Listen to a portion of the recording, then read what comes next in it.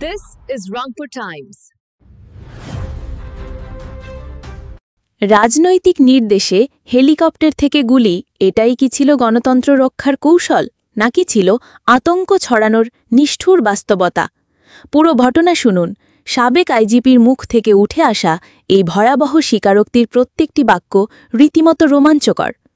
সাবেক আইজিপি চৌধুরী আবদুল্লাহ আল মামুন এবার স্বীকার করলেন, জুলাই আগস্টের আন্দোলন দমন করতে হেলিকপ্টার থেকে গুলি চালানো, ব্লক রেইড এবং মারণাস্ত্র ব্যবহারের সিদ্ধান্ত এসেছিল রাজনৈতিক নির্দেশে। ২৯ জুলাই মঙ্গলবার আদালত সূত্রে পাওয়া গেছে এই জবানবন্দির নথি। সাবেক এই পুলিশ প্রধান বলেন, ঢাকা মেট্রোপলিটন পুলিশের তৎকালীন কমিশনার হাবিবুর রহমান হাবিব এবং ডিবির প্রধান মোহাম্মদ হারুনুর রশিদ ছিলেন মারণাস্ত্র ব্যবহারে অতি উৎসাহী। এমনকি তিনি আরও বলেন, আমি মানবতা বিরোধী অপরাধের দায় স্বীকার করছি এবং এ মামলায় রাজসাক্ষী হতে চাই।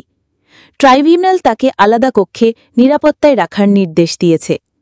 এই স্বীকারোক্তি শুধু নয়, রাজনৈতিক বিস্ফোরণও বটে।